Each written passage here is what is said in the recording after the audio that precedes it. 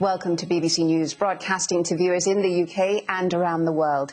It's 6 in the morning in Singapore and midnight in France, where projections from the first round of the presidential election suggest that the incumbent Emmanuel Macron will face the far-right leader Marine Le Pen in a runoff in a fortnight, just as they did in 2017.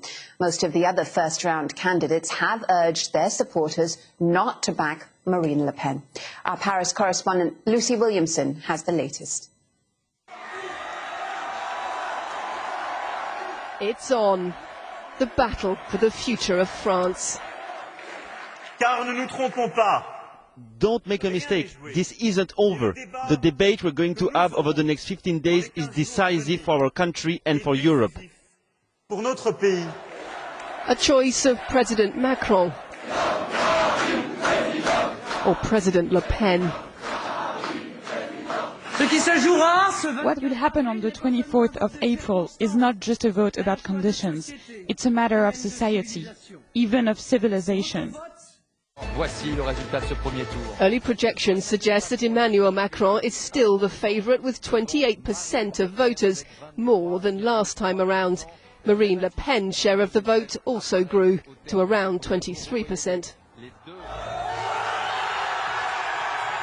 It's not as close as some polls had predicted, but this is where the battle really begins. I'm impatient, a little bit nervous always, simply because you don't know what France will choose and what the French people want, but afraid never. We have seen lately that extremism is getting quite more popular, in part because on the social networks, misinformation is kind of like the plague of the 21st century. So our work is to try to fight that. Yeah, we are scared because the votes are very close on the first round, and people on the second round will vote everything but Macron. So, yeah, because people are not satisfied about what he did.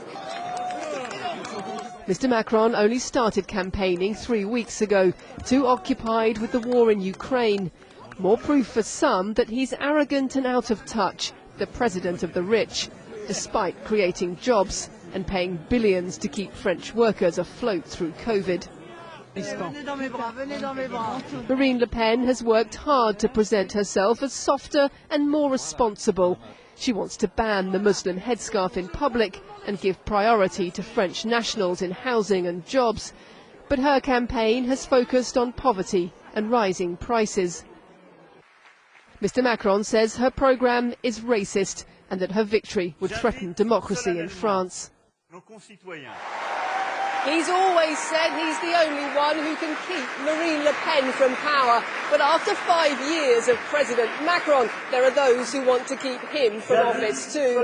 Those who watch the UK vote for Brexit, the US vote for Trump, and are asking themselves, what's the solution for France?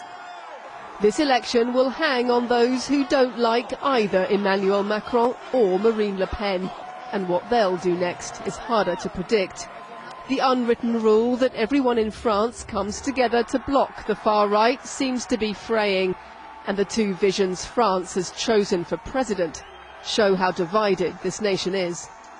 Lucy Williamson, BBC News, Paris.